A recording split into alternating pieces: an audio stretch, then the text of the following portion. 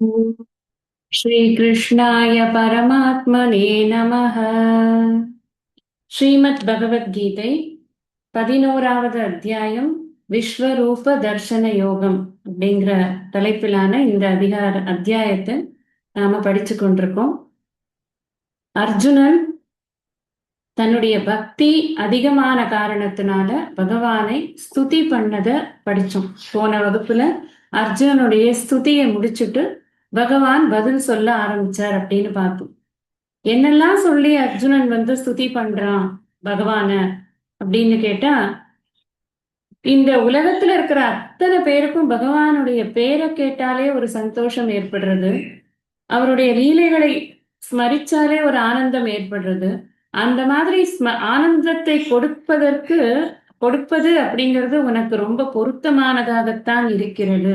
சில பேர் பயந்து கொண்டு ஓடி போகிறார்கள், சில பேர் உன்னை துதித்துக் கொண்டிருக்கிறார்கள்.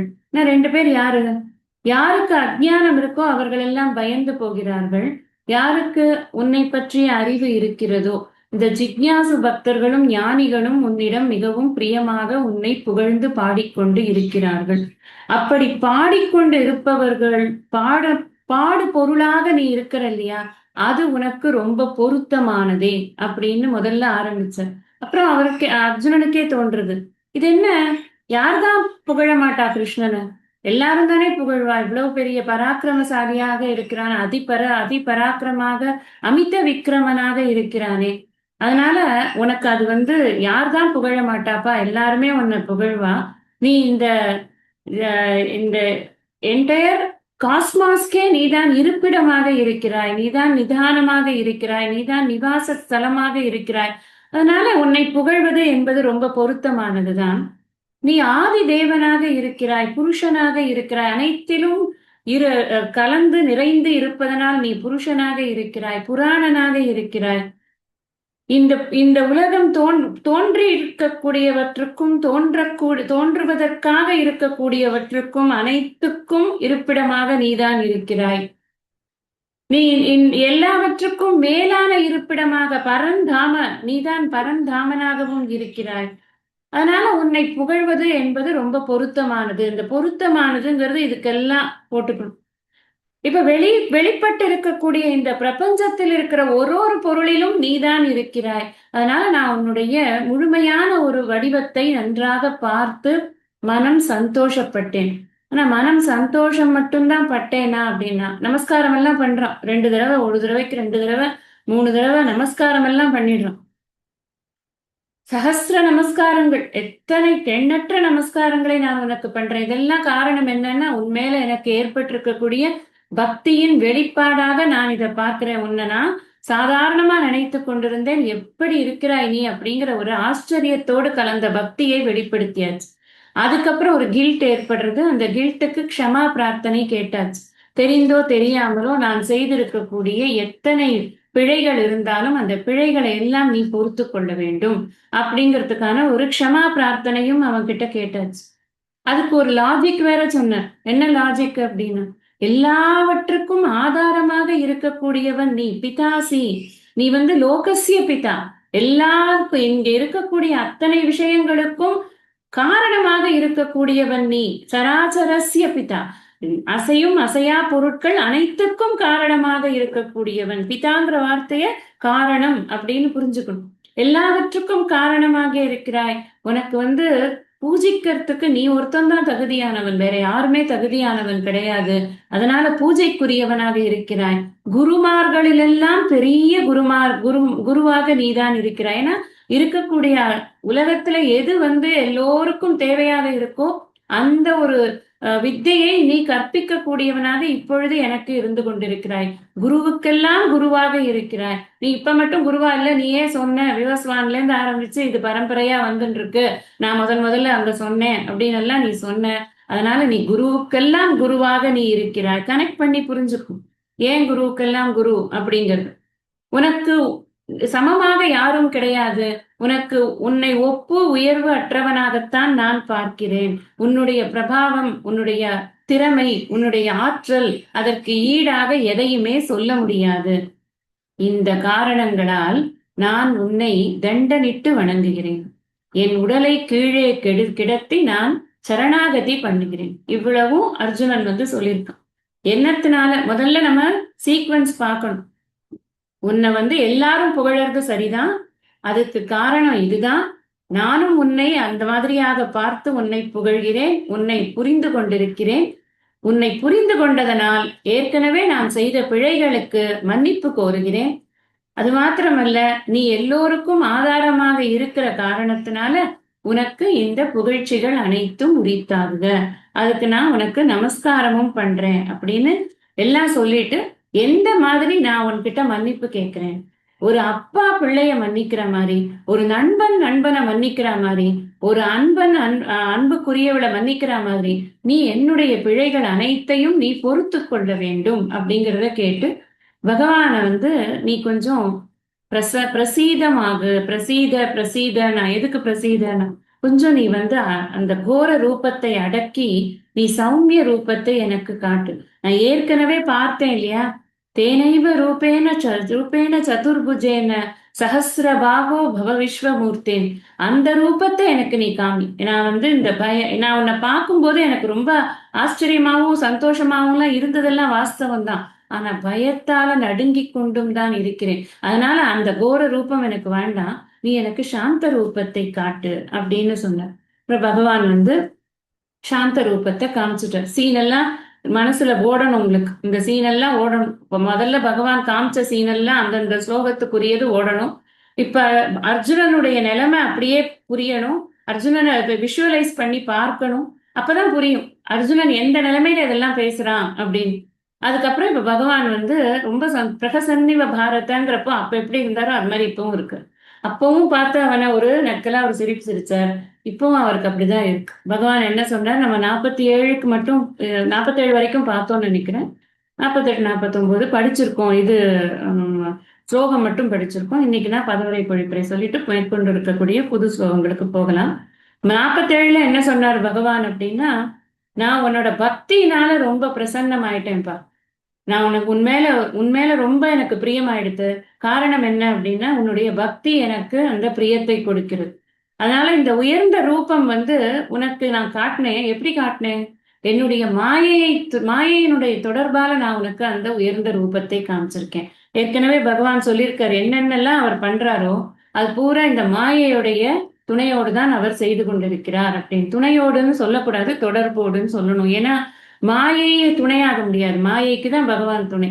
மாயை ஜடம், அதனால அந்த தொடர்புங்கிற வார்த்தை தான் அங்க வந்து சரியா வரும். அதனால மாயையை சேர்த்து கொண்டு நான் உனக்கு இந்த பெரிய ரூபத்தை உனக்கு நான் காட்டுறேன். காரணம் மாயை ஏன் சேர்க்கணும் அப்படின்னா, மாயையோடு சேரும் பொழுதுதான் இந்த விஸ்வமே வெளியில வருது, இந்த பிரபஞ்சமே வெளியில வருது. அதர்வைஸ் அது பாட்டுக்கு அவ்வியக்தமா உள்ளதான் உட்கார்ந்து இருக்கும், ஒண்ணுமே தெரியாது. இத்தனை பெரிய இது இருக்கா, இத்தனை பெரிய பிரபஞ்சம் இருக்கா அப்படிங்கிறது தெரியாது. இந்த மாயை கனெக்ஷன் வரும்பொழுது மட்டும்தான் அந்த சக்தி பெறப்பட்டு இந்த மேனிஃபெஸ்டேஷன் ஆகும். சோ உனக்கு அந்த மேனிஃபெஸ்டேஷனை ஃபுல்லா காமிக்கிறது கூட அந்த யோகத்தினால் தான் நான் உனக்கு அதை காட்டுகிறேன். அப்போ நான் இது எப்படிப்பட்டதாக இருக்கு அப்படின்னா, இது அனந்தமானதாக இருக்கிறது, தேஜோமயமாக இருக்கிறது. நீயே முன்னாடி வர்ணிச்சிருக்க இது எப்படி இருக்கு அப்படிங்கிறது. சஞ்சயன் வர்ணிச்சது, இவர் வர்ணிச்சது எல்லாத்தையும் யோசிச்சு பார்க்கணும். அதே தான் பகவானும் சொல்றார், இது தேஜோமயமாக அனந்தமாக இருக்கக்கூடிய இந்த இது எப்படி உனக்கு மட்டும் காமிச்சிருக்கேன்னா வேற யாருக்கும் இதுக்கு முன்னாடி காமிச்சதே கிடையாதுப்பா அப்படின்னு சொல்றது. அப்ப நமக்கு ஒரு கொஸ்டின் வரும், ஏன் மகாபாரதத்திலேயே வந்து 2-3 இடத்துல விஸ்வரூப தரிசனங்கள்லாம் இருக்கு. நம்ம கதையோட போக்குல நம்ம பார்க்கணும். எப்படி பகவான் இதை சொன்னார்னா, சுவாமிஜி வந்து வேடிக்கையா சொல்லுவார், இப்ப காமிச்சேனே இந்த மாதிரி காமிக்கல, அவளுக்குலாம் வேற மாதிரி சும்மா சின்னதா காமிச்சேன், அவ்வளவுதான். அந்த விஸ்வரூபத்துல ஒரு சின்ன விஸ்வரூபம் காமிச்சேன் அப்படின்னு அவனை சமாதானப்படுத்துறதா நாம புரிஞ்சுக்கலாம் அப்படின்னு சொல்லுவேன். இருந்தாலுமே நம்ம புரிஞ்சுக்கணும், இங்க காமிச்ச மாதிரியான வர்ணனை வேற எங்கேயும் இல்லை தானே. அப்படியே விஸ்வரூபம் காமிச்சிருக்காரு அப்படின்னு சொன்னா கூட இதே மாதிரியான வர்ணனை இருக்காது, அது வேற மாதிரியான வர்ணனையாக இருக்கும். சோ இவன் என்ன பார்த்தானோ அது இவனுக்கு தான். இதுல எனக்கு இன்னொரு விஷயம் கூட மனசுல இப்ப தோணுறது என்னன்னா, இப்ப நான் ஒரு காட்சி பாக்குறேன் அப்படின்னா அந்த காட்சி எனக்கு சொந்தமானது.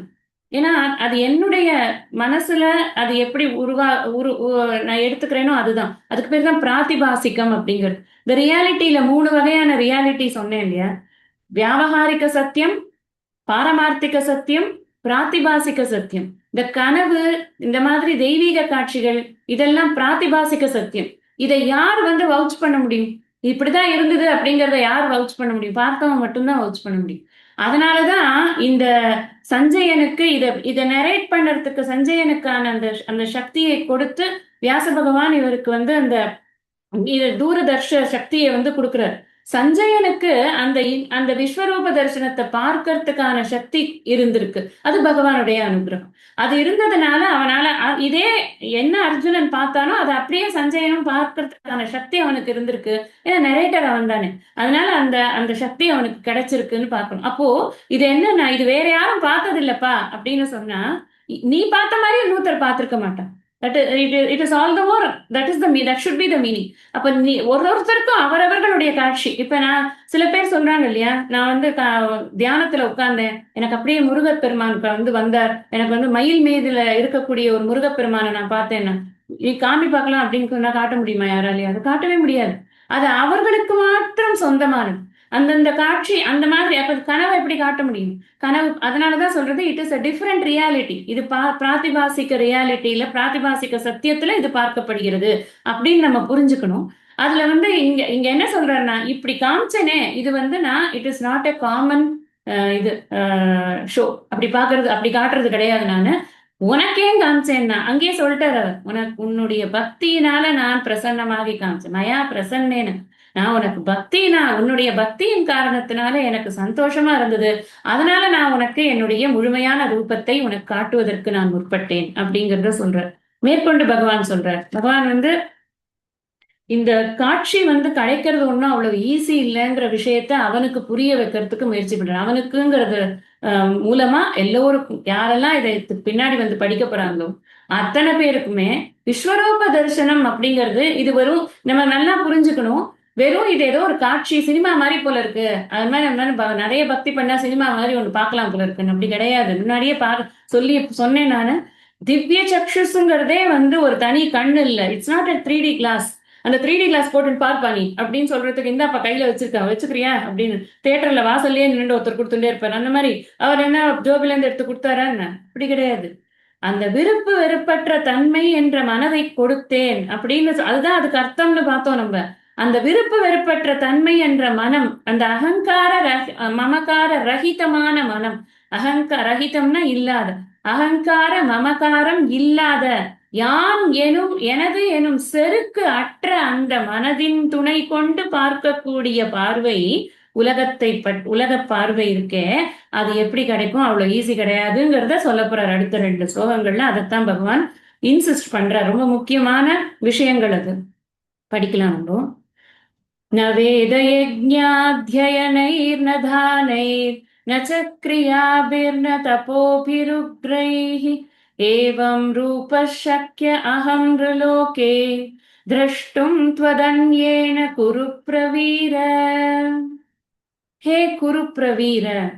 ரொம்ப சந்தோஷமாயிடுத்து பகவானுக்கு இந்த அர்ஜுனனுடைய இந்த விஸ்வரூப தரிசனத்தை அவன் பார்த்து. அவனோட எக்ஸ்பிரஷன்ஸ் நம்ம பார்க்கணும், எப்படி புரிஞ்சுட்டு இருக்கேன். எஸ்பெஷலி எந்த ஸ்லோகங்கள் நான் முக்கியமா சொல்றேன் அப்படின்னா, 43, 44, 45. அது மாத்திரம் இல்ல, இங்க முன்னாடி அந்த 38, 39 இது ரெண்டும் ரொம்ப முக்கியம். ஏன்னா இந்த இந்த இந்த விஸ்வரூப தரிசனத்தை இப்படித்தான் புரிஞ்சுக்கணும். எப்பொருள் எத்தன்மை தாயினும் அப்பொருள் மெய்ப்பொருள் காண்பது அறிவு அப்படின்னா இல்லையா, அந்த மெய்ப்பொருளை அவன் உணர்ந்தது இருக்குல்ல, அது அந்த 38, 39 தான் மெயினா. ஏன்னா அவர் என்ன என்ன என்ன எக்ஸ்பிரஸ் பண்றான்னா, வெளிப்பட்டவை அனைத்தும் நீதான், வெளிப்படாதவை அனைத்தும் நீதான், வெளிப்பட்டது வெளிப்படாதது அனைத்திற்கும் மேலான பரந்தாமம் நீதான். இதுதான் நம்ம வந்து முக்கியமா புரிஞ்சுக்க வேண்டியது பகவான் அப்படிங்கிறத பத்தி. நம்ம ஏதோ வந்து ஒரு இடத்துல ஒரு லொகேட்டட் பர்சன் உட்கார்ந்துருக்காரு, அங்க நம்ம எப்படியாவது எல்லாரும் டிக்கெட் வாங்கி அங்க போயிட்டோம்னா நமக்கு எல்லாருக்கும் வந்து முக்தி அப்படிங்கிறதே கிடையவே கிடையாது. இருக்கிறதெல்லாம் அவர் தான் புரிஞ்சுக்கணும். அப்படின்னா அப்போ இந்த டிஃபரன்சியேஷனே இருக்கக்கூடாது நமக்கு மைண்ட்ல. இது பகவான் இல்ல அப்படிங்கிற வேறுபாடு அப்படிங்கறதே இருக்கக்கூடாது. அதை அவன் நல்லா புரிஞ்சுட்டு இருக்கான் இல்லையா, அதைத்தான் பக்தி அப்படின்னு மீன் பண்ற. அந்த பக்திங்கிறத அவர் மீன் பண்றது என்ன அப்படின்னா, சரியா தத்துவத்தை புரிந்து கொண்டதைத்தான் பக்தின்னு மீன் பண்றாரு. அதனால இப்ப என்னன்னா அட்ரஸிங் எப்படி இருக்குன்னா, குரு பிரவீர, குரு வம்சத்தில் மிகச்சிறந்தவனே, சிறந்த வீரனே, வீர தெரியும் நமக்கு, வீரம் உள்ளவன், பிரவீர பிரகர்ஷேன, ரொம்ப நல்லா வீரமா இருக்கக்கூடியவன், ஒரு ஒரு இது கூட தோத்தது கிடையாது. அப்புறம் குரு பிரவீர, குரு வம்சத்திலேயே நீதான்ப்பா பெஸ்ட் அப்படின்னு ஒரு அட்ரஸ் பண்றார். ஏவம் ரூபக, இவ்வாறான ரூபமுடைய அகம் நான், நிலோகே மானிட உலகில், துவத அந்யேன உன்னை தவிர மற்றவர்களால், வேத யஜ்ஞ அத்தியனைகி வேதத்தை ஓதுவதாலோ வேள்விகளை செய்வதாலோ அவற்றை தொடர்ந்து கற்பதாலோ திரஷ்டும் காணப்பட ந சக்கிய முடியாதவன், தானைகி தானங்களாலும் ந முடியாது, கிரியாபிகி சடங்குகளாலும் ந முடியாது, உக்ரைஹி தபோபிகி உக்ரமான தவங்களாலும் ந முடியாது. எப்படி ஒரு ஒரு ஒரு ஸ்டேட்மெண்ட் சொல்றார், எதெல்லாம் முக்கியம்னு வேத பூர்வத்துல படிச்சோம். இப்ப அது எல்லாத்தையும் பகவான் இது இதனாலெல்லாம் இது கிடைக்கலன்னு சொல்றார். நம்ம ஆழமா புரிஞ்சுதானே ஆகணும். அது இது புரிஞ்சுக்கலன்னா வேத பூர்வமே அவுட்டுன்னு ஆயிடும் இல்லையா? என்ன சொல்றாருன்னா, ஓ குரு வம்சத்தில் சிறந்தவனே, இவ்வாறான ரூபமுடைய நான் மானிட உலகில் உன்னை தவிர மற்றவர்களால் வேதத்தை ஓதுவதாலோ வேள்விகளை செய்வதாலோ அவற்றை தொடர்ந்து கற்பதாலோ காணப்பட முடியாதவன், தானங்களாலும் தானங்களாலும் முடியாது, சடங்குகளாலும் முடியாது, உக்கிரமான தவங்களாலும் முடியாது. இது ஃபர்ஸ்ட் திங் இது என்னன்னா ஒரு சைக்காலஜி. என்ன சைக்காலஜி அப்படின்னா, உனக்கு மட்டும்தான் கிடைச்சிருக்கு அப்படின்னு சொல்லும் போது அதை ப்ரெஷியஸா எல்லாரும் பாதுகாப்பாங்க. இப்ப நம்ம சொல்றோம் இந்த கிளாஸ் ரெக்கார்டிங்கே கிடையாது அப்படின்னு சொல்றோம்னு வச்சுக்கோங்களேன், அட்டெண்டன்ஸ் எப்படி இருக்கும் நீங்க யோசிச்சு பாருங்க. இந்த கிளாஸ்க்கு ரெக்கார்ட் விரும்புறவங்களுக்கு சொல்றேன், எனக்கு நீ ரெக்கார்ட் பண்ண எனக்கு என்ன, ரெக்கார்ட் பண்ணட்டா எனக்கு வேணும், உன் பிரச்சனை அது அப்படின்னு போறவங்கள பத்தி பேச்சு. அச்சோ கிளாஸ் மிஸ் ஆயிடுமே, எப்படி நம்ம இது பண்றது. ஆக்சுவலா ரெக்கார்டிங் ஸ்டார்ட் பண்ணதே அந்த ரீசன்னாலதான். கிளாஸ் மிஸ் பண்ணிட்டோமே, நீங்க ரெக்கார்டிங் கொடுப்பீங்களான்னு கேட்டதுனாலதான். அது இவ்வளவு எல்லா கிளாஸும் இப்ப ரெக்கார்டிங் கிளாஸா போய் ரெக்கார்டிங்கா கொடுத்துருக்கோம். ஆனா பாதி பேர் ரெக்கார்டிங்ல வராங்களா வரலையா, அதை படிக்கிறாங்களா படிக்கலையா, நம்ம சொல்றத ஒரு அதுல ஒரு கமெண்ட் போடுங்கன்னு சொன்னா அது கூட போடுறது கிடையாது. அதை பத்தி விட்டுருங்க, இப்ப அது இல்ல பேச்சு. எதுக்கு சொல்றேன்னா, இது கிடையாது அப்படின்னு சொன்னா எப்படி இருக்கும். ஆனா உனக்காகத்தான் இதை நான் கொடுக்குறேன் அப்படின்னு சொல்லும் போது அப்ப எப்படி இருக்கும், அந்த சிஷ்யனுக்கு நமக்காக இதை பண்றாங்களே அப்படிங்கிற ஒரு ஒரு ஒரு ஓனர்ஷிப் வருது. அது ஒரு சைக்காலஜி. உனக்காக நான் இதை பண்ணியிருக்கேன். இது குரு ஹேண்ட்லிங் ஹிஸ் சிஷ்யா, அந்த மாதிரி ஒரு சைக்காலஜி தான் இது. நான் இது ஏன்னா பகவான் முன்னாடி சொன்னதையே நான் என்ன சொன்னேன், இன்னொருத்தருக்கு யாருக்குமே காட்டினது இல்லையாங்கிறது கிடையாது. He has shown. ஆனா அது வேற மாதிரி இருந்திருக்கும், இவன் பார்க்கறது இதுதான் அப்படின்னு சொன்னேன். இங்கேயும் என்ன சொல்றாரு, உன்னை தவிர வேற யாருக்கும் கிடையாது அப்படிங்கிற விஷயத்த சொல்ற. ஃபர்ஸ்ட் எடுத்த உடனே அதைத்தான் சொல்றோம். அப்ப உனக்கு என்ன ஸ்பெஷாலிட்டி இருக்கு இதுல அப்படின்னா, உனக்கு இருக்கிறது முன்னாடி இதுல பார்த்தோம், பக்தி இருக்கு. அப்ப இவனோட ஸ்பெஷாலிட்டி என்ன அப்படின்னா பக்தி தான் அதுல எக்ஸ்ட்ரா ஆடிங். அப்ப யாருக்கெல்லாம் கிடையாதுங்கிற விஷயத்த சொல்றார் அப்படின்னா பார்த்தோம்னா, வேத இப்ப வேதம் படிச்சா இந்த விஸ்வரூப தரிசனம் கிடைக்காதா? இப்ப எதுக்காக நான் வேதம் படிக்கணும்? விஸ்வரூப ஃபர்ஸ்ட் நம்ம ஒரு விஷயம் புரிஞ்சுக்கணும், விஸ்வரூப தரிசனம் நம்மளுடைய அல்டிமேட் கோல் கிடையாது. அல்டிமேட் கோல் என்ன ஒவ்வொருத்தருக்கும்? முமுட்சுக்கு கோல் மோட்சம் தான். எனக்கு விஸ்வரூப தரிசனம் கிடைக்கணும், அதுக்காக நான் உட்கார்ந்து வேதம் சொல்றேன் அப்படின்னு எல்லாம் சொல்றது கிடையாது. அப்ப வேதத்தோட பயன் என்ன? மனசு பண்படுறதுக்கு வேதம் சொல்லி இருக்கக்கூடிய முறையில் நாம் வாழ்க்கையை நடத்தும் போதுதான் இந்த மனசு முதல்ல தர்மமான முறையில் நடக்க பழகுகிறது. நம்ம ஆரம்பத்துல என்ன பார்த்தோம், ஒரு ஒரு இந்த ஒண்ணும் இல்ல, ஒரு குரு கிட்ட வர்றதுக்கு முன்னாடியே என்னென்ன ஸ்டெப்ஸ் பாக்குறோம். நம்ம முதல்ல சகாமமா நம்ம தர்மானுஷ்டானங்கள் பண்ணணும். எனக்கு இது வேணும் அது வேணும் கேட்கறதுக்கு நமக்கு கடவுள் அப்படின்னு ஒரு விஷயம். அந்த கடவுள்கிட்ட நாம நம்மளுடைய வேண்டுதல்களை சொல்லி நம்ம அந்த கடவுளுக்கு பூஜை பண்றதுங்கிறது தான் ஃபர்ஸ்ட் ரிலிஜியஸா தான் ஆரம்பிக்கிறது. இந்த ஜேர்னி எப்படி ஆரம்பிக்கிறது அப்படின்னா ரிலிஜியஸா தான் ஆரம்பிக்கிறது. மெதுவா அது ஸ்பிரிச்சுவலா கன்வெர்ட் ஆகுது. எப்படி கன்வெர்ட் ஆகுது அப்படின்னா, கொஞ்சம் கொஞ்சமா அந்த அந்த பக்குவம் மனசுக்கு வர வர பகவான் கிட்ட போய் நின்னா போறோம்ப்பா, என்ன இருக்கு கேட்கறதுக்கு, எல்லாம் கொடுக்குறாரு. அப்படிங்கிற அந்த பக்குவமானது நமக்கு கொடுத்தாலும் கொடுக்கலனாலும் வரும். அப்போதான் நம்ம நிஷ்காம கர்மயோகம் பண்றோம். அந்த நிஷ்காம கர்மயோகத்தினால சித்த சுத்தி அடையிறோம். அதுக்கப்புறம் சாதனை சதுஷ்டய சம்பத்திய கரெக்டா ஃபாலோ பண்றதுக்கு வாழ்க்கையை முறைமைப்படுத்திக்கிறோம். லைஃப் ஸ்டைல் சேஞ்சஸ் பண்றோம். அதுக்கப்புறம் என்ன ஆகுது, இதெல்லாம் பண்றதன் மூலமாக மனசுல கேள்விகள் எழ ஆரம்பிக்கிறது. அந்த கேள்விகளுக்கு விடையை தேடி குருவை குடுன்ற ஒரு பிரார்த்தனையோட வந்து நிக்கிறோம். அதுக்கப்புறம் குரு கிடைக்கிறார். குரு கிடைச்சதுக்கு அப்புறமா தான் நமக்கு ஞானம் கிடைக்கிறது. அதுக்கப்புறமா தான் நமக்கு இந்த ஞானத்தின் பலனாக விஸ்வரூப தரிசனமாக இந்த பிரபஞ்சமே இறைவன்னு பார்க்க முடியும். இந்த ஸ்டெப்ஸ் எல்லாமே ஆரம்பம் எது அப்படின்னா வேதம் தான். அப்ப வேதத்தினால இது வேதம் படிக்கிறதுனாலயே உனக்கு வந்து விஸ்வரூப தரிசனம் கிடைச்சிடும் அப்படின்னு இல்ல இல்லையா? ஸ்டெப்ஸ் எவ்வளவு பார்க்கிறோம். அப்ப இத்தனை ஸ்டெப்ஸ் இருக்கிறதுனால வெறும் வேத அத்தியனம் பண்ணிட்டா அப்படிங்கறதுனால நான் கொடுக்கறது இல்லப்பா. He has to qualify himself. Qualification ஒவ்வொரு ஸ்டேஜ்லயும் பண்ணிக்கணும். இப்போ ஆபீஸ்ல இருக்கோம், ஒரு கேடர்ல இருப்போம், அங்கேருந்து அடுத்த கேடர் எலிவேட் ஆகணும். அப்ப என்ன பண்ணுவாங்க, ஒரு எக்ஸாம் எழுதுங்க, அதுல பாஸ் பண்ணுங்க, அப்புறம் ஒரு இன்டர்னல் இன்டர்வியூ சிஸ்டம் இருக்கும், அதுக்கு நீங்க போங்க, அப்புறம் உங்களுக்கு அதுல வந்து ஒரு ரேங்கிங் லிஸ்ட் இருக்கும், அதுலதான் உங்களுக்கு போஸ்டிங் வரும். எதுக்காக அது? I have to qualify. நான் முதல்ல சகாம தர்மானுஷ்டானம் பண்ணி அங்கேருந்து நிஷ்காம தர்மானுஷ்டானத்துக்கு குவாலிஃபை ஆயிட்டேன். அங்கேருந்து நான் கொஞ்சம் கொஞ்சமா எலிவேட் ஆகி நான் சாதன சதுஷ்டய சம்பத்திக்கு என்ன குவாலிஃபை பண்ணிக்கிறேன். அதுக்கப்புறம் நான் குரு கிட்ட போய் படிக்கிறேன். சிரவணம், மனனம், நிதித்தியாசனம் எல்லாம் பண்ணதுக்கு அப்புறமா தான் எனக்கு இந்த இடத்துக்கு நான் வரேன்னா, அப்ப வேதம்ங்கிறது ஆரம்ப புள்ளி அப்படிங்கறத சொல்ல வர. இதை நம்ம அதிசயோக்தின்னு சொல்லுவோம். அதிசயோக்தி அப்படின்னா ஒரு விஷயத்த உயர்வா சொல்லணுங்கிறதுக்காக மற்ற விஷயத்த கொஞ்சம் கம்மியா சொல்றது. நகி நிந்தா நியாயம் அப்படின்னு சொல்றது. அப்படின்னா அது வந்து நிந்த பண்றதுன்னு அர்த்தம் இல்லை. இத சொன்ன உடனே பா வேதம் எல்லாம் படிச்சா கிடைக்காதான்ப்பா, அது வந்து ஒண்ணுமே கிடைக்காது. அர்ஜுனனுக்கு மட்டும்தான் அது கிடைக்குமா? நமக்குலாம் இல்லை, யாருக்குமே இல்லை.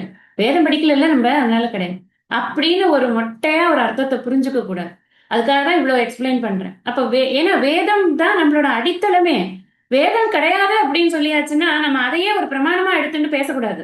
அதனால வேதத்தால ஏன் கிடையாதுன்னா, வேதம் is the first stepping stone. அப்போ வேதம் படிக்கிறது அப்படிங்கிறது ஒரு கடமை, அதை அவன் படிக்கிறான். இப்ப என்னாலாம் வேதம் படிக்கிற பரம்பரையில இல்லையே அப்படின்னா, நமக்கு திருக்குறள் இருக்கே, நமக்கு தமிழ்ல நூல்களா இல்ல. இப்ப படிக்க போறோம் பாருங்க, கைவல்ய நவநீதம். எல்லா வேதமும் சேர்ந்ததுதான் அந்த கைவல்ய நவநீதம். நம்ம அப்ப படிச்சதுக்கு அப்புறம் நான் வேதம் படிக்கலையே அப்படிங்கிற ஃபீலிங் கூட நமக்கு வரவே வராது. எனக்கெல்லாம் கிடையவே கிடையாது, படிக்கணும்ன்ற ஆசையும் கிடையாது. எதுக்கு? அதான் கைவல்ய நவநீதத்துல எல்லாமே இருக்கே, எல்லாமே சொல்லி கொடுத்துருக்காரு. ஒன்னும் குறையும் கிடையாது. திருக்குறள் படிச்சாலே தர்மசாஸ்திரம் பூரா படிச்சிடுறோம்.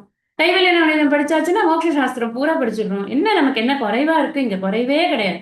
குறைவிலா நிறைவே போதிலா அமுதே, அதுதான் நம்ம தான் அதுவே. அதனால எதுக்கு சொல்றேன்னா, அடுத்தது யஜ்ஞக.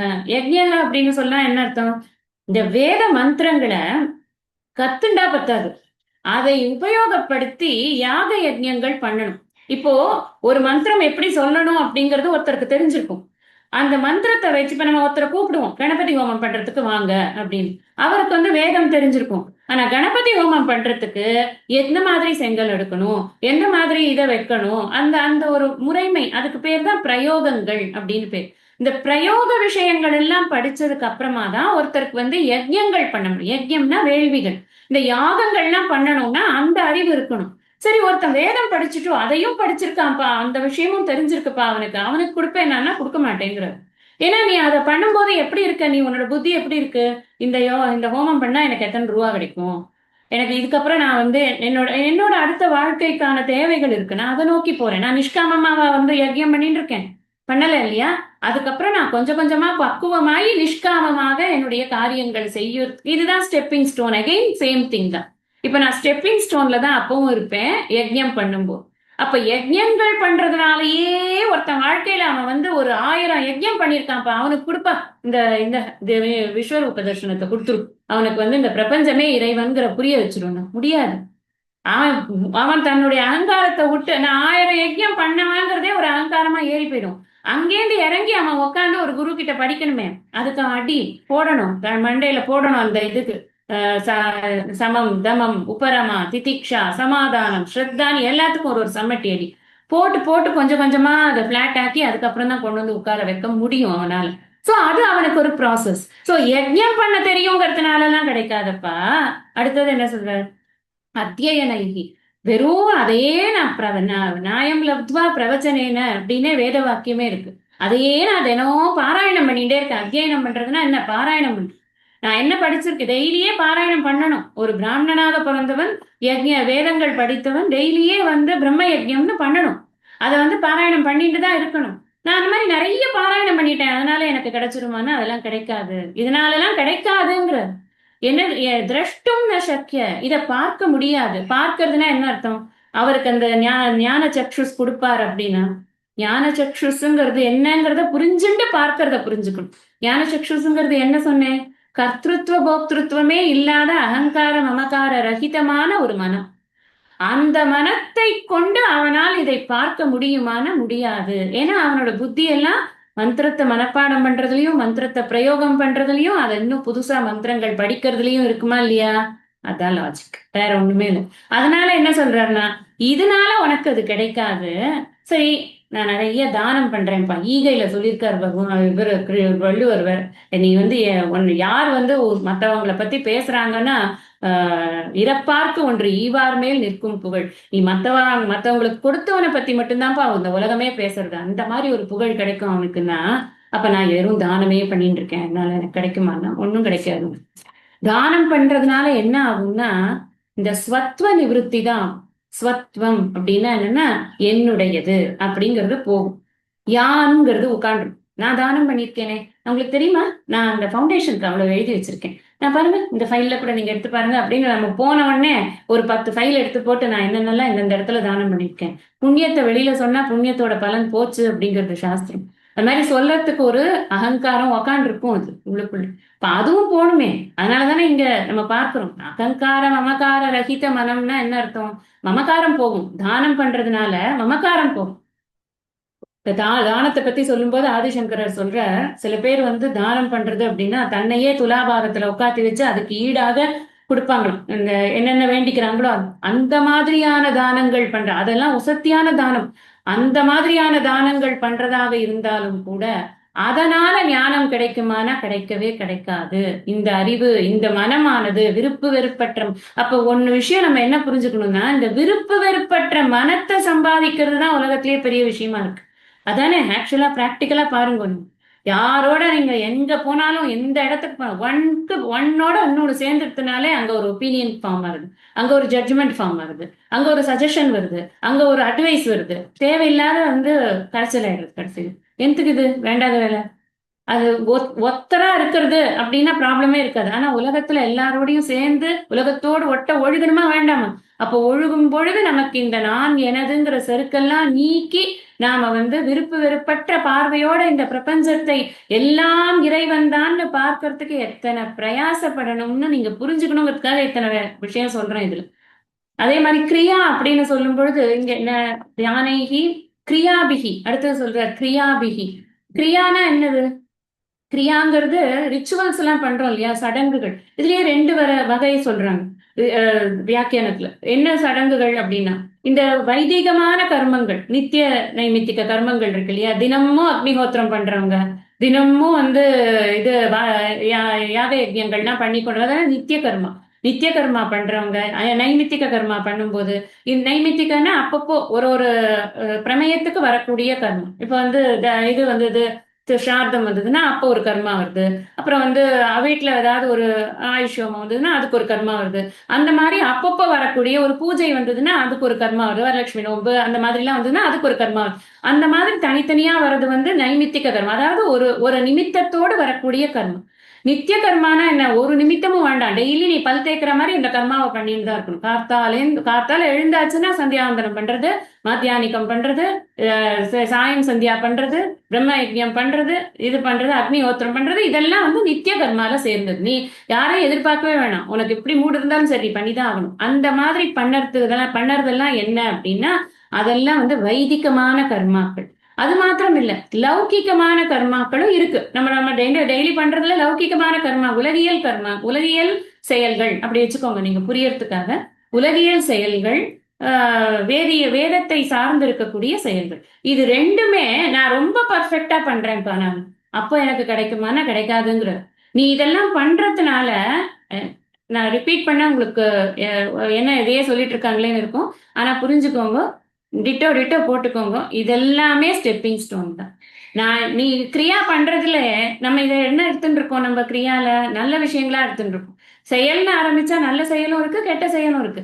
நாம இப்போ ஸ்லோகத்துடைய அர்த்தத்தை புரிஞ்சுக்கிற விதத்துல இருக்கிறதுனால நமக்கு நல்ல செயல்கள் வைத்துக் கொண்டாலே நிறைய விஷயங்கள் இருக்கு சொல்றதுக்கு. கெட்ட செயல் வேற சொல்லி உங்களுக்கு எக்ஸாம்பிள் சொல்லணும்னு அவசியமே கிடையாது.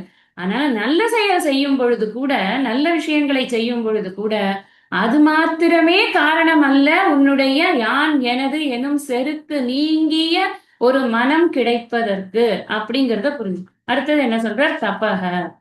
தபக, நீ நல்லா தபஸ் பண்ணா, அதுவும் என்ன மாதிரி தபஸ் சொல்றாருன்னா உக்ரைஹி தபஸ். அது என்னப்பா அது உக்ரைஹி தபஸ்? நம்ம பாக்குறோமே இந்த ராவணன் பண்ண தபஸ், இவன் அந்த பேர் என்ன, அந்த கும்பகர்ணன் பண்ண தபஸ், இந்த தபஸ் எல்லாம் எவ்வளவு உக்ரமாக இருந்தது அப்படின்னு பார்க்கிறோம் இல்லையா? அந்த உக்ரைஹி தபஸ் எல்லாம் பண்ணினா கூட கிடைக்காது. ஏன் கிடைக்காது? இந்த இடத்துல நாம ஒரு விஷயம் புரிஞ்சுக்கணும். அந்த உக்ரமான தபஸ் இருக்கே, அது பண்ணர்ச்சே நம்மளுக்கு இந்த இந்திரியங்களை கட்டுப்படுத்துறது அப்படிங்கிற ஒரு காரியம் மட்டும் நடக்குது. அது இல்லைன்னு சொல்லல.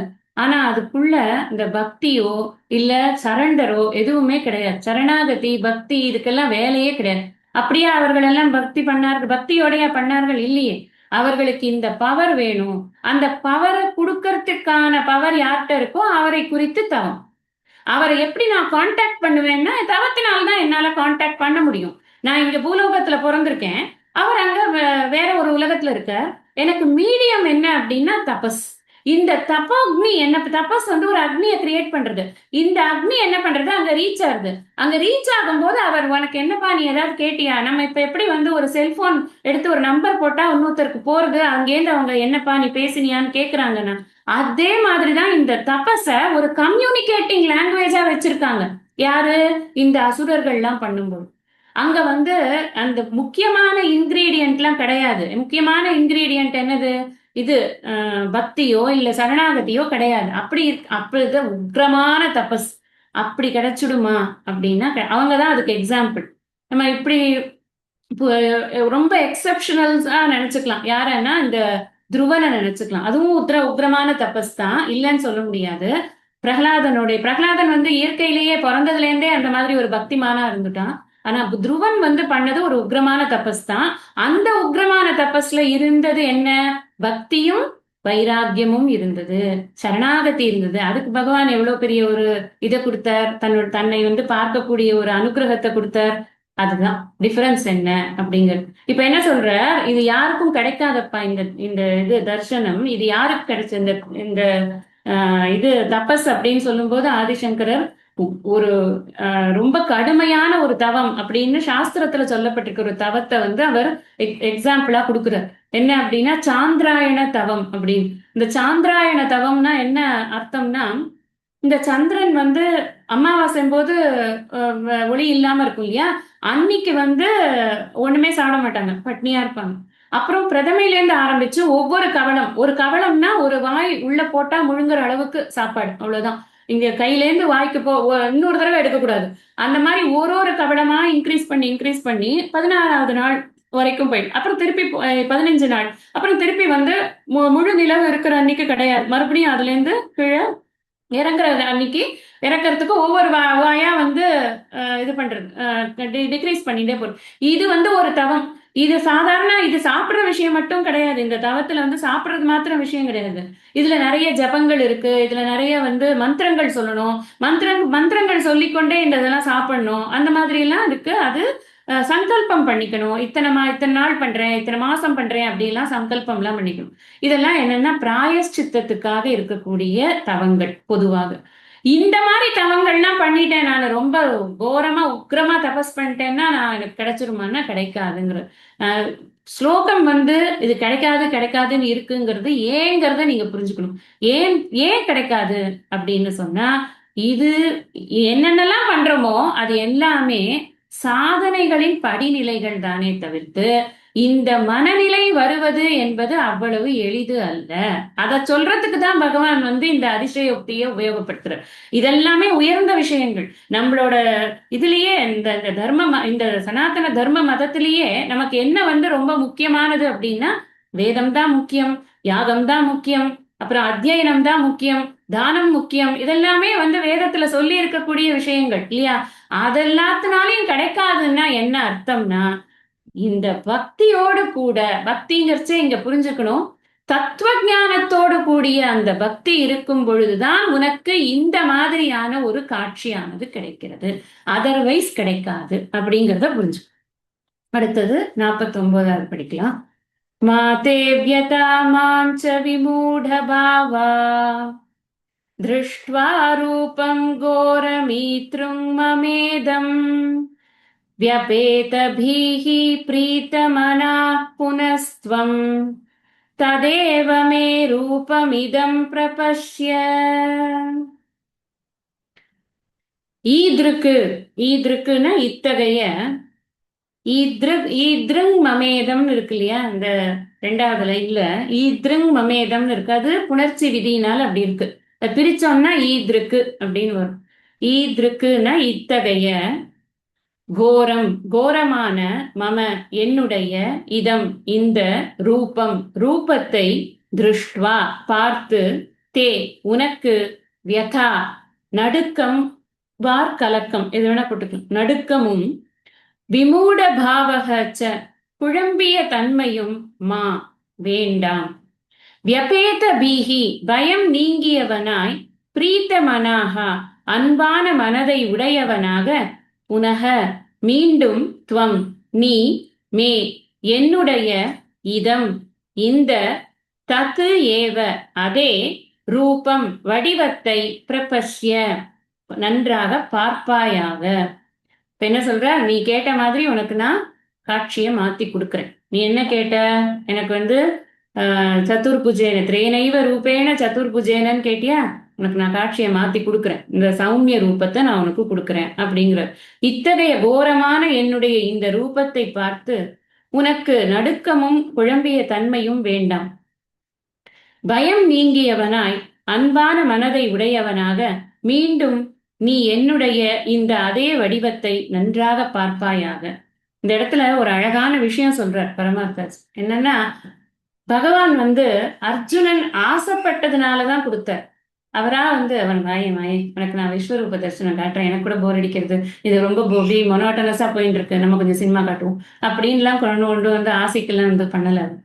இவன் கேட்டான், உன்னுடைய அந்த அந்த ஐஸ்வர்ய ரூபத்தை நான் பார்க்கணும், நீ யாரப்பா, எப்பேற்பட்டவன் நீ, நான் உன்னை பார்க்கணும்னு எனக்கு ஆசையா இருக்கு, உன்னுடைய விபூதியை கேட்ட உடனே எனக்கு விபூதிகளை கேட்ட உடனே எனக்கு அந்த ஆசை ஏற்படுறதுன்னு கேட்டது யாரு, அர்ஜுன். சோ ஆன் ரிக்வெஸ்ட் தான் கொடுக்கப்பட்டிருக்கே தவிர வித்தவுட் ரிக்வெஸ்ட் அவராவே ஸ்வயமா ஏதோ டெசிஷன் எடுத்து கொடுத்தாருங்கிறது இல்ல. இதை எப்படி சொல்றாருன்னா பரமார்த்தாஜி, நாம இந்த இந்த வேதாந்தத்தினுடைய அறுதி விஷயம் என்ன அப்படின்னா, நாம யார்கிட்டயுமே எந்த விதமான வெறுப்பும் இல்லாமல் எப்பொழுதும் எல்லா இடங்களிலும் அன்போடு அமைதியோடு வாழ பழக வேண்டும். அதுதான், அதுக்குதான் படிக்கிறோம், வேற என்னத்துக்கு படிக்கிறோம், அமைதியான ஆனந்தம் அப்படிங்கறச்சே அதுதான் அதுக்கு அர்த்தம் இல்லையா? அப்போ அது should come out of request. எனக்கு இது படிக்கணும் அப்படின்னு கேட்டாதான் இந்த வேதாந்த சாஸ்திரத்தையே சொல்லி கொடுக்குறது. இதை நான் இந்த மாதிரி சொல்லி கொடுக்க போறேன், கட்டாயம் வகுப்புக்கு வரணும் அப்படின்னு யாரையும் காலை பிடிச்சி இழுத்துன்னு எல்லாம் உட்காத்தி வைக்கிறது இல்ல. உட்காத்தி வச்சாலும் நிக்காது, அது அப்படியே போயிடும். விரும்பி வரவங்களுக்கே தொடர முடியாத பிரதிபந்தங்கள் இருக்கும்போது நம்மளா கூப்பிட்டு உட்காத்தி வச்சிட முடியும்மா, முடியாது. அதைத்தான் அவர் சொல்ற. அந்த அந்த லிகசி படி என்ன ஆறுதுன்னா, இங்கேயும் பகவான் என்னன்னா இத ஃபோர்ஸ்ஃபுல்லா கொடுக்கல, அவன் கேட்டான் அதனால அதை கொடுத்த. ஆரம்பத்துல எப்படி அதை வர்ணனை பண்ணது, தேஜோமயம் விஸ்வம் அனந்தம் அனந்தம் ஆத்யம் அப்படின்னு வர்ணனை பண்ணது. அதே வர்ணனை, அந்த வர்ணனை பண்ணும் பொழுது மனம் எப்படி இருந்தது, மனம் கொஞ்சம் மெச்சூர்டா இருந்தது, இது வேணும் நமக்கு அப்படின்னு இருந்தது. ஆனா அதுக்கப்புறம் கோரமீத்ருங்கமே, இந்த கோரமான இந்த ரூபம் அதுக்கு கோரமாக இந்த ரூபம் தோன்றுகிறது. அது ஏன் அப்படின்னா அந்த மெச்சூரிட்டி போயிட்டு. அதாவது இந்த திவ்ய சக்ஷுஸோடைய காலம் நான் முன்னாடியே சொன்னேன், போன வகுப்புலயே சொன்னேன். இந்த திவ்ய சக்ஷுஸ் அப்படிங்கிறது கொடுத்தது அப்படிங்கிறது குறிப்பிட்ட ஒரு சமயத்திற்கு இப்பொழுது பார்ப்பதற்கு உனக்கு கொடுக்கப்பட்டிருக்கிறதுங்கிறத நம்ம புரிஞ்சுட்டோம். அவனுக்கு அந்த பயம் ஏற்பட்டது. பிறகு அவன் அந்த சௌமிய ரூபம் வேணும்னு கேட்கும் போதே அந்த கான்டெக்ட்லயே நான் சொன்னேன். அதனால பகவான் வந்து இங்க என்ன சொல்றாருன்னா, சரிப்பா நீ இப்ப என்ன கேட்கிற, சதுர்புஜேன விஷ்ணு ரூபம் கேட்கிற, அதெல்லாம் எனக்கு ரொம்ப சந்தோஷம் தான், எப்பவும் இருக்கிற ரூபம் தானே, நான் அதை கொடுக்குறேன். சோ இப்ப என்ன ரூபத்துல இருந்து எங்க ரூபத்துக்கு வர்றார், விஸ்வரூபத்தில இருந்து, அதாவது அனைத்தும் பிரபஞ்சமே இறைவன் தான் அப்படின்னு காண்பித்து கொண்டிருந்த அந்த பெரிய ஒரு பிக்சர்ல இருந்து ஒரு விஷ்ணு அப்படின்னா, விஷ்ணு வந்தார் எதற்கு அப்படின்னா எப்படி வருவார், இப்ப எப்படி வந்தார் பிரகலாதனுக்கு முன்னாடியோ, பிரகலாதுக்கு முன்னாடி இல்ல, துருவனுக்கு முன்னாடி எப்படி வந்தார், விஷ்ணு ரூபம். பக்தனுக்கு எப்படி நான் வந்து பக்தனை மகிழ்விக்கிறதுக்கு நான் எப்படி வருவேனோ அப்படி வருவேன். சோ பக்தனுக்கு எப்படி காட்சி கொடுக்கணும், அவனுக்கு மனசு சந்தோஷமா இருக்கணும், பார்த்தா அப்பாடி சாமி பார்த்தா எனக்கு ரொம்ப சந்தோஷமா இருக்கு, அப்படி அப்படி ஒரு நிம்மதி உனக்கு கொடுக்கறதுக்கு நான் இந்த மாதிரியான நீ கேட்கிற மாதிரி ரூபத்துல நான் வரேன். ஏன்னா நீ ஏற்கனவே எத்தேகம் பிரியமானாய அப்படின்னு நானே சொல்லியிருக்கேன் உங்ககிட்ட. நீ வந்து உன்னுடைய பிரியத்திற்காகத்தான் நான் உனக்கு விபூதி யோகமே சொன்னேன். விபூதி யோகத்தை எதுக்கு சொன்னேன், நீ பிரியமா கேட்கிற, நீ நல்லா ஆசையா படிக்கிற அப்படிங்கறதுனால உனக்கு நான் இதெல்லாம் கொடுத்தேன்.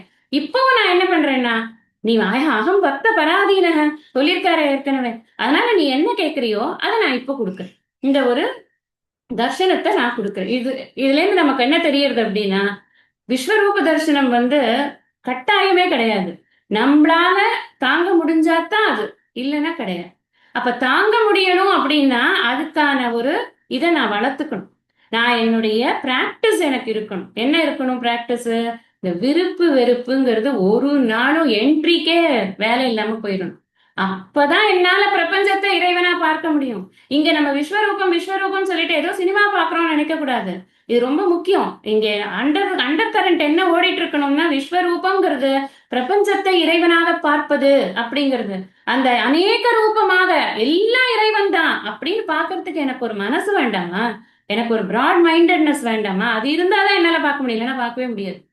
அதெல்லாம் வளர்த்துண்டாத்தான் இது வர்த்து, இல்லைன்னா பயந்துதான் வரும், இல்லைன்னா வந்து நடுக்கம்தான் வரும். மூட பாவகங்கிறார், விமூட பாவகங்கிறார். ரொம்ப குழம்பி போய் என்ன பண்றதுனே தெரியல, ஐயோ இதுல இருந்து எப்படிடா வெளில வருவோம், மாத்திட்டா தேவலாம, இவர் என்ன மாத்த மாட்டேங்கிறாரு, சொல்லிட்டோமே நம்ம இன்னும் மாத்தலையா அப்படின்னு ஒரு ஆங்ஸைட்டி வேணாம்ப்பா உனக்கு. உனக்கு எதுக்கு இந்த ஆங்ஸைட்டி, ஒரு க்ஷணத்துல மாத்தி விட்டுறேன்னு மாத்தி விட்ட. இப்ப அதுக்கப்புறம் சஞ்சயன் பேசுறார்.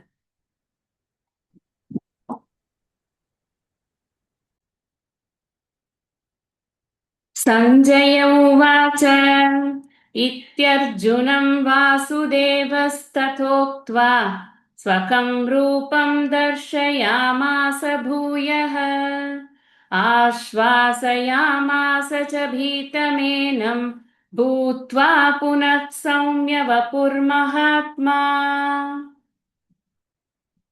இதி வாசுதேவ.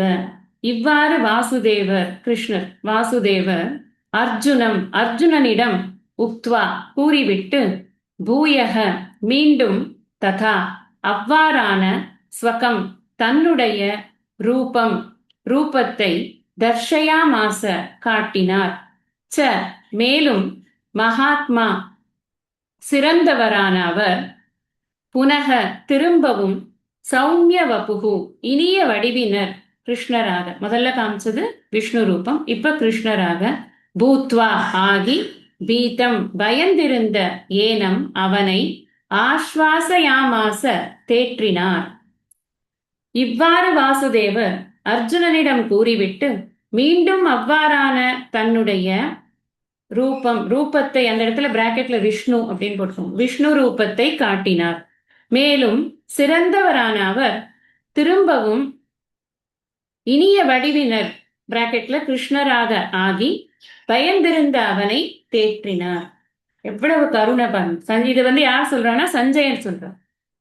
இப்ப நம்ம புரிஞ்சுக்கணும், நல்ல வேகமா ஒரு படத்தை காமிச்சு அந்த படத்துக்கு அவர் ஒரு ரிவ்யூவும் கொடுத்து அந்த ரிவ்யூக்கு இவர் ஒரு பதிலும் கொடுத்து 2 பேரும் வந்து சைலண்டா இருக்கணும்.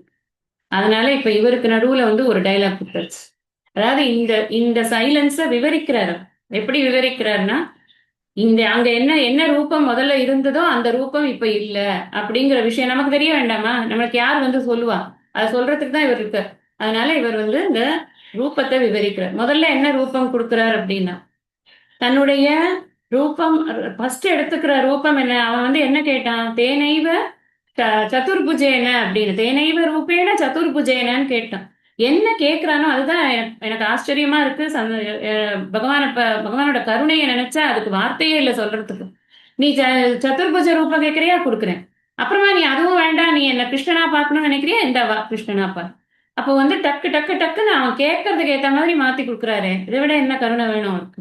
அதனால அப்படி கொடுக்குறாரு. முதல்ல வந்து அந்த விஷ்ணு ரூபத்தை முதல்ல கொடுக்குறாரு அப்படின்னு. ஃபர்ஸ்ட் என்னன்னா, இந்த அர்ஜுனன் முதல்ல முன்னாடி ஸ்லோகத்துல சொன்னார், நீ இதுக்கு மேல பயப்படவே வேண்டாம்ப்பா, நீ எதுக்கு நடுங்குற, நீ எதுக்கு வந்து குழம்பி போற, ஒண்ணுமே வேண்டாம், நீ கேட்கிற மாதிரி நான் உனக்கு ரூபத்தை மாத்தி கொடுத்துடுறேன், அவ்வளவுதானே, கம்மன் இரு அப்படின்னு சொல்லி அவனை ஆசுவாசப்படுத்திருக்கார் அப்படின்னு. இப்போ இங்க அவனை ஆசுவாசப்படுத்துறதுன்னா என்ன, இப்ப நம்ம குழந்தைகள்லாம் பயந்து போயிடுதுன்னு வச்சுக்கோங்க, ஏதாவது ஒரு மூவியோ ஏதோ ஒண்ணு பார்த்துட்டோ, இல்ல ஏதோ ஒரு திடீர்னு ஒரு ரூம்குள்ள பேன் வந்தாலோ ஒரு பயந்துரும். பயரும்போது அம்மா என்ன பண்ணுவா, இல்ல பயப்படாது பயப்படாது, ஒண்ணும் இல்ல சரியா படுத்து அடிச்சுடலாமா, இது சரியாமா அப்படின்னு பண்ண மாட்டாளா. அந்த மாதிரி பகவான் வந்து இந்த அர்ஜுனனுடைய பயத்தை வந்து நீ பயமில்லாம இருக்கணும் அப்படிங்கிறதுக்காக ரொம்ப கேரும் கன்சர்னும் காட்டுற அப்படிங்கிறது தான் இந்த ஸ்லோகத்துல அவர் வந்து நமக்கு இது பண்றது. இங்க ஒரு விஷயம் சுவாமிஜி சொல்றாரு, அது ஒன்ன மட்டும் சொல்லிட்டு இன்னைக்கு வகுப்பு முடிக்கிறேன். நம்ம அடுத்த ஸ்லோகத்துக்கு அடுத்த கிளாஸ்ல பார்க்கலாம் விளக்கங்கள். இங்க என்ன சொல்றாரு சுவாமிஜினா, இந்த இது எல்லாத்தையும் பார்த்துட்டு இருக்காரு சஞ்சயர். ஆனா சஞ்சயருக்கு அந்த பீத்த மனாகா அது கிடையாது, நடுக்கம் அது கிடையாது, அப்புறம் வந்து இது மூடபாவம் அதுவும் கிடையாது, எதுவுமே கிடையாது. என்ன காரணம் அப்படின்னா, இந்த திவ்ய சக்ஷுசுங்கிறது பகவான் அர்ஜுனனுக்கு கொடுத்தது, அந்த விருப்பெருப்பற்ற தன்மைங்கிறது தற்காலிகத்துக்கு. ஆனா சஞ்சயனுக்கு அது ஸ்வபாவமாகவே இருக்கிறது. அப்ப என்ன அர்த்தம்னா, அவன் அதுக்காக உழைச்சு அந்த யான் எனது என்னும் செருக்கை அறுத்தவனாக அவன் இருந்த காரணத்தினால், ஒரு ஞானியாக இருந்த காரணத்தினால இந்த இந்த இவ்வளவு பெரிய அந்த பிரபஞ்ச திருஷ்டியானது அவருக்கு உள்ள எந்த விதமான பாதிப்பையும் ஏற்படுத்தவில்லை அப்படிங்கிற சுவாமிஜி அதை சொல்றார். என்னன்னா, அப்ப அதுதான் டிஃபரன்ஸ், சஞ்சயனுக்கும் அர்ஜுனனுக்கும் இருக்கக்கூடிய டிஃபரன்ஸ். சஞ்சயனுடைய வேர்ட்ஸ் வந்து எவ்வளவு ஹோல்டு இருக்கிற மாதிரி இருக்கு, இவனோட வேர்ட்ஸ் வந்து எவ்வளவு ஒரு மாத்தி மாத்தி இருக்கிற எமோஷன்ஸை பார்க்கிறோம் இவனுடைய வேர்ட்ஸ்ல. ரெண்டுத்துக்கும் இருக்கிற டிஃபரன்ஸ் என்ன, முதல்ல ஆரம்பத்துல சஞ்சயன் வர்ணிச்சதே எவ்வளவு அழகா வர்ணிச்சார். அதுக்கப்புறம் வந்து அர்ஜுனனுடைய காட்சிகள் பார்த்தாமோ, நான் சஞ்சயன் அத்தனை காட்சிகளுக்குமே கூட எந்த விதமான ஒரு மன சஞ்சலமும் இல்லாத, சஞ்சலங்களை எல்லாம் வென்றவராக அவர் இருந்தார் அப்படிங்கிறது தான் சஞ்சயனுடைய ஸ்பெஷாலிட்டி அப்படின்னு சுவாமிஜி சொல்லுவார். இந்த அளவுல இன்னைக்கான வகுப்பை நான் நிறைவு பண்றேன். மேற்கொண்டு இருக்கிற பாடல்களை நம்ம ஸ்லோகங்களை நம்ம அடுத்த சத்சங்கத்துல படிக்கலாம். ஐயனே எனதுள்ளே நின்று அனந்த ஜென்மங்கள் ஆண்ட மெய்யனே உபதேசிக்க வெளிவந்த குருவே போற்றி, உய்யவே முக்தி நல்கும் உதவிக்கோர் உதவினாயேன், செய்யுமார் ஒன்றும் காணேன் திருவடி போற்றி போற்றி. நிறைவு பிரார்த்தனை.